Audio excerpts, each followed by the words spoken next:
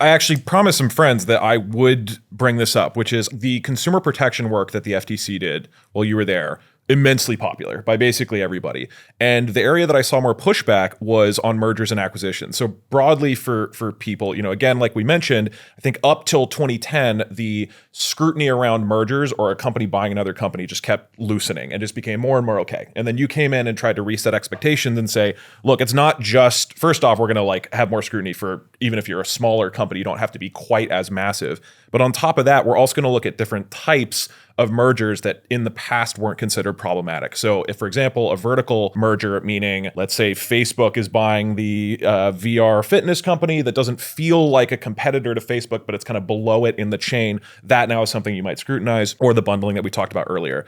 And so the criticism that I've heard from folks in Silicon Valley is because you broadened the scope of what types of mergers you were going to scrutinize and potentially push back against, this dramatically slowed the willingness of big tech companies to buy startups. And for the Silicon Valley world, I have friends who at startups were basically saying the policies that are going in by the FTC right now are killing our ability to get our companies acquired. The folks who right now, the whole ecosystem of Silicon Valley, for people who are not aware, is you make a startup and then literally 90% of the time, the exit strategy is you get bought by a company. That didn't used to be the case a couple decades ago, but that's the trend. And so there's definitely folks who are supportive of this change and saying like, look, this is actually healthy for the ecosystem. Like Gary Tan is somebody I really like who runs Y Combinator, and he was really in support of this. But there's plenty of notable folks who criticized what the FTC was doing and saying the scrutiny is becoming so broad and you're scrutinizing so many mergers that mergers broadly are just happening less often and startups are suffering. So I would like to hear how you thought about that. Is that a consequence that you were sort of intentionally doing, or was it a knock-on consequence, and how the FTC thought about that? Yeah. And throughout my tenure, we made a big effort to hear from people about how our policies were affecting them. And so went out to Silicon Valley a few times, sat down with founders and startups. And I think one thing that was interesting was that sometimes the tech industry gets talked about as a monolith, but actually different players have different interests, right? And so the interest in what is good for founders and startups is not necessarily what's also good for big tech. I came into office against the backdrop of, what's sometimes called big tech amnesty, where there were hundreds of acquisitions, I think somewhere around 800, that the 5 big tech companies had done, not a single one of which had been challenged. And a handful of it. Right? It was just it was allowed to go through. And that included Facebook's acquisition of Instagram and WhatsApp. It included Google's acquisition of DoubleClick, AdMob, the kind of all of these companies across the ad tech stack, which now a judge has ruled illegally allowed Google to monopolize. And so there was a lot that was missed. And it's much more difficult to fix errors on the back end after years of these acquisitions having gone through than scrutinizing on the front end. The other thing that we actually heard from deal lawyers, antitrust lawyers, was that they would sometimes just try to get illegal mergers through. Just for fun. Well, they were like, what are the chances that this is going to get scrutinized or going to get blocked? And so they were not really doing antitrust risk assessment on the front end. They were like, let's go through, and at worst, maybe the agency will sue, but more likely is the agency will point out some problems and then we can enter a settlement. And that's just not a good way to use taxpayer resources. It should not be the government's job to basically be playing, business strategists and helping figure out how do we make this illegal merger legal. That's what their lawyers are for. Okay. I think I follow. Yeah, that's wild. And so, partly the kind of deterrence value, and you saw this, right? Within a year of our tenure, you had, senior executives, deal makers saying, well, yeah, of course, now we have to think about antitrust on day one. That's a good thing, right? Only pursue deals that are legal. And by the way, the vast majority of mergers go through. So of the thousands of deals that get reported, around 2% get looked at by the FTC or the DOJ, and even a smaller fraction actually get blocked. And so the vast majority of deals are going through. I hear you on, the kind of exit options being limited. Yeah. I would say a few things. One, a world in which the kind of big tech companies are basically in the driver's seat about which companies are going to thrive and which companies are going to die, I don't think is good for innovation, right? The way that historically America has stayed ahead in terms of new innovations coming in is by some of the incumbents being toppled. And so, I think a world in which the startups are exclusively thinking about some of these acquisitions as their exit can be bad for innovation in the long term. The other thing is, even if you want an exit by being bought up, a world in which there are 7 or 8 or 9 or 10 potential buyers of your company is better than if there are just 1 or 2 in terms of your ability to negotiate, in terms of your ability to actually get better value. And so, I think overall, we did definitely see big tech slow down some of their acquisitions. I think some of that definitely dissuaded illegal deals to the extent that, companies were looking for more clarity. We tried to offer that. But interestingly, there were some pretty significant examples of when tech acquisitions were stopped that ended up leading to more innovation.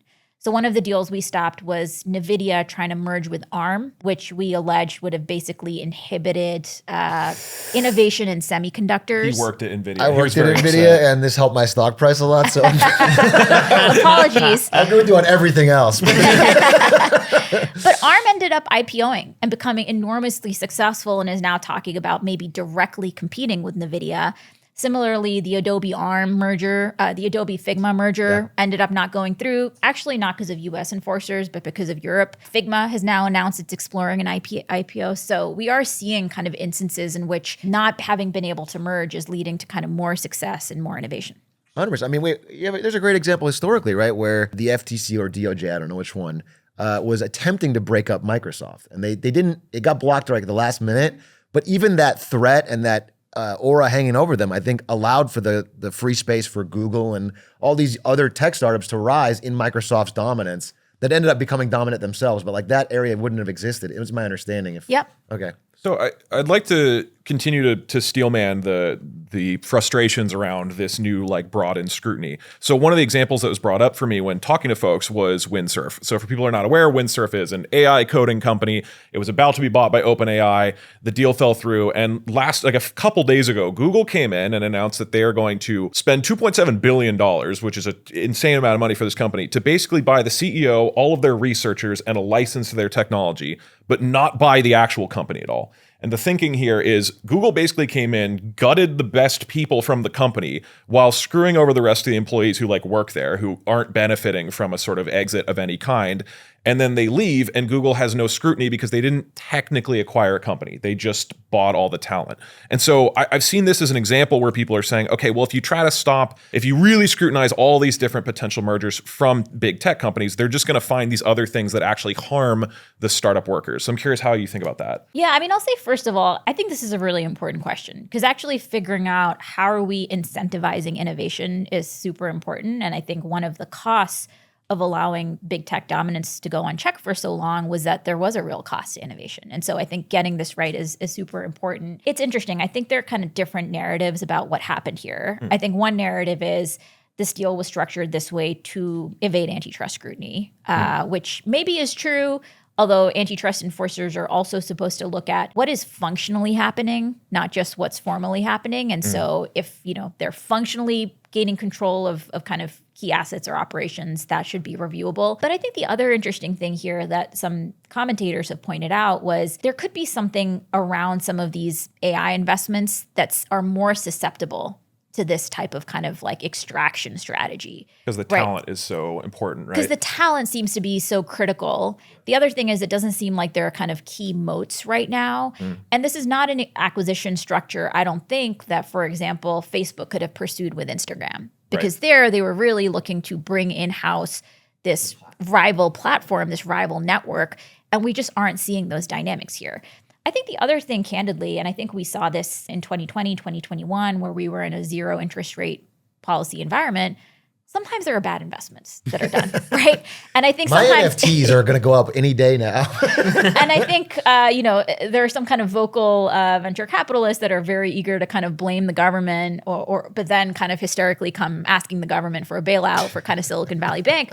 But, practically, I think you kind of need to drill down into the details and figure out what's actually going on here. Are these some kind of just erroneous investments, or, is antitrust policy really responsible here? Of course, my heart goes out to any employees that are kind of being screwed by these types of arrangements. And I think they should be scrutinized to the extent that it's allowing some of these big tech companies to kind of consolidate control. Yeah, it does not make sense how what Google is doing is allowed. That you just come in, buy specifically all the leadership, and then leave. It's kind of crazy. With Zuckerberg with Scale AI, I mean, my understanding is that they bought like 49% to not trigger owning the company, but like they basically own the company and all its resources, and then they have no more clients because no one wants to work with them because they're basically a Zuckerberg company. Interesting to me. I want to talk about the great white whale, your ultimate target, the one that started your career.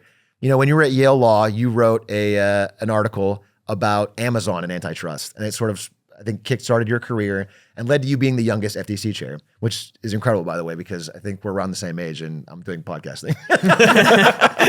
So that's awesome. You know, I want to talk to you through what specifically about Amazon, because I think from the perspective of a regular person, they like Amazon. That's the thing is Can I say something? Yeah. I love how cheap it is. It's great. People like it's so cheap. Prime shipping. Like, I don't know why you hate Prime shipping, Lena Khan, but I think you know how cheap this shirt was, Lena?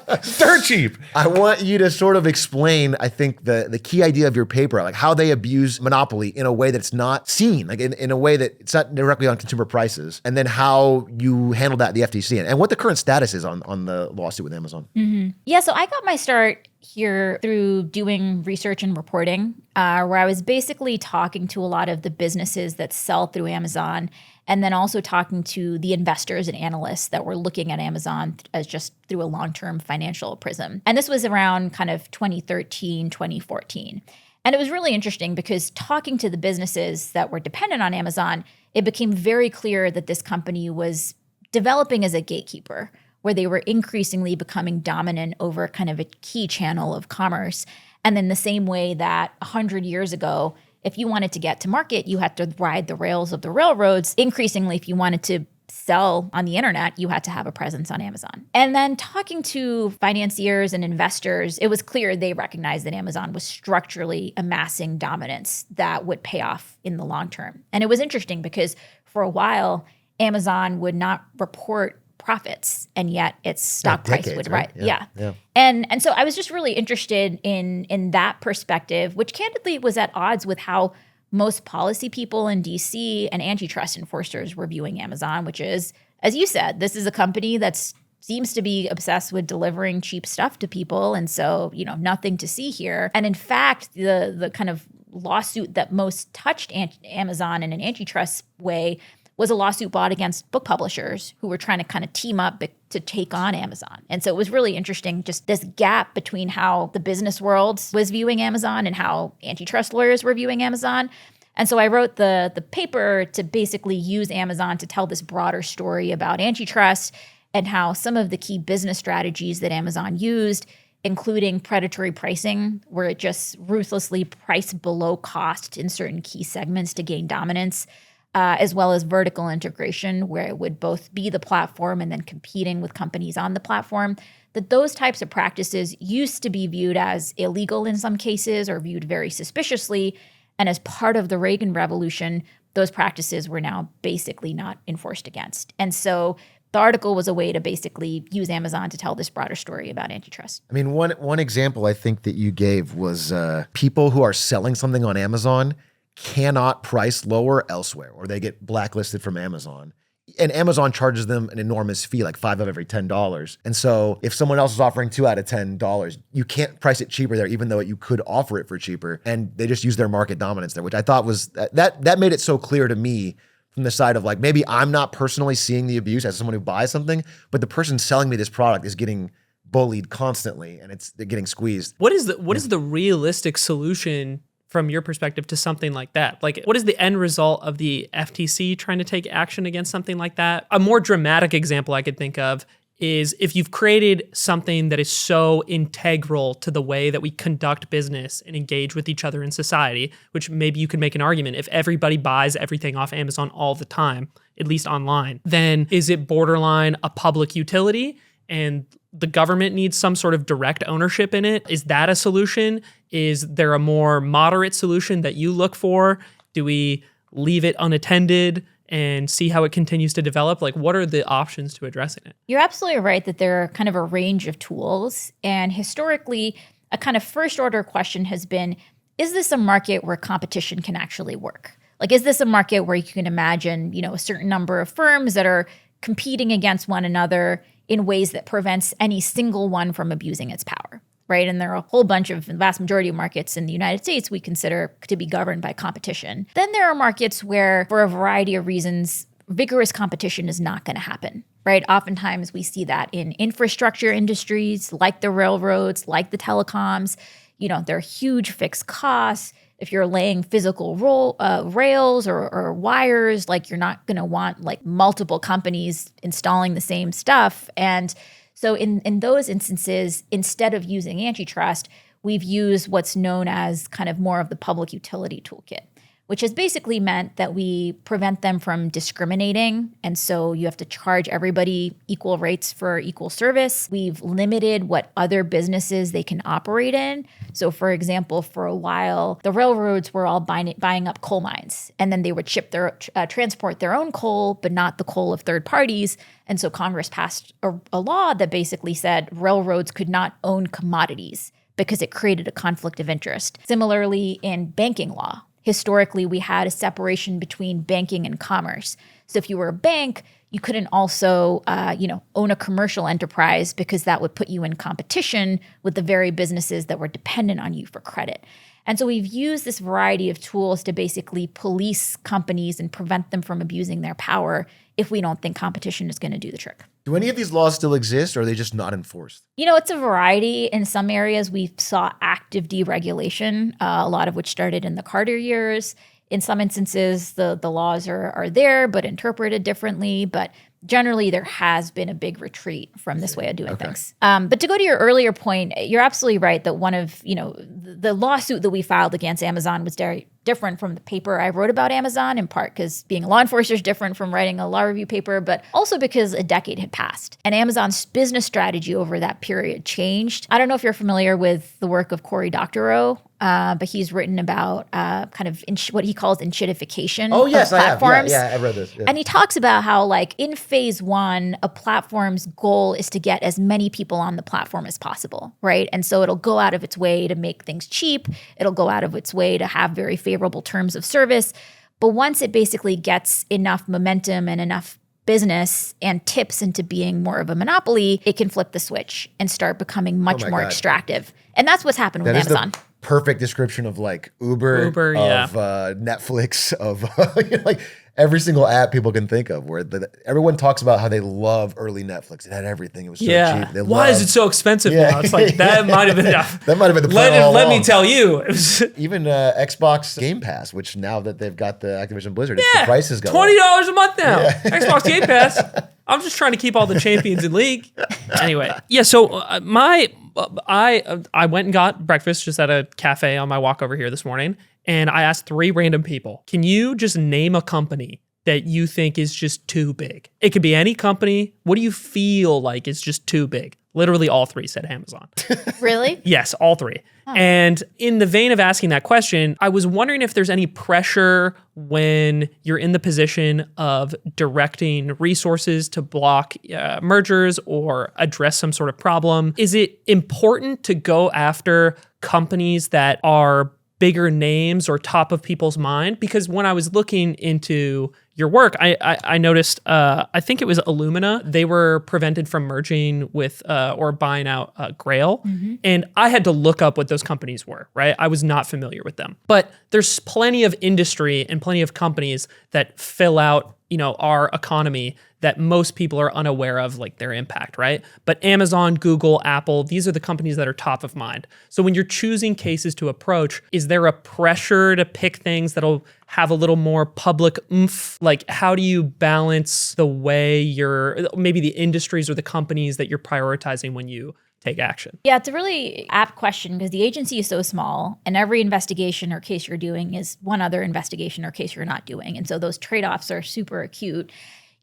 For me, it was less, do people know this company, and more, what is the magnitude of harm that's happening here? And I think one critique that the FTC had been subject to at various points over the last few decades was that it had been very focused on small ball fraudsters and scammers while being somewhat missing in action with some of the biggest corporate abuses in our economy, including the subprime mortgage lending crisis, for-profit colleges, the opioid crisis, and kind of fraudulent marketing. And so Imagine going into work and that being like the list of problems you can help tackle. It's like, oh, okay. I mean, it was a hard job, but one thing that I really worried about was if the agency punches below its weight, there's just a huge risk that Congress is going to strip it of power, strip it of money. There's always going to be opponents to the agency. And so there's kind of you should do your job because it's right to do your job, but there's also like a self-interest in wanting to make sure you're showing what your worth is and your importance to the public. So, we were very focused on what are the biggest pain points for people. For me, near top of that list was healthcare. Healthcare is not discretionary. People pay way too much for service that candidly is worse than in many parts of the world. So we were very focused on drug prices, on hospital mergers, on things like independent pharmacies and making sure they're able to stay afloat. We were very focused on food and agriculture, with the Kroger-Albertsons merger, but also with things like we brought a lawsuit against John Deere because they have these restrictions on being able to repair your own tractors. Yeah. We're like weirdly familiar with that. Oh, really? We run a tractor business. On the side. We do a little tractor. No, it's just As well as tech markets, because so many of these companies have become so integral to navigating day-to-day life. What is the magnitude of harm? How important is this industry? Those are types of factors that we considered. That's so cool. I mean, it's nice to hear that there's like what the balance to the approach is. One thing you've mentioned a couple times is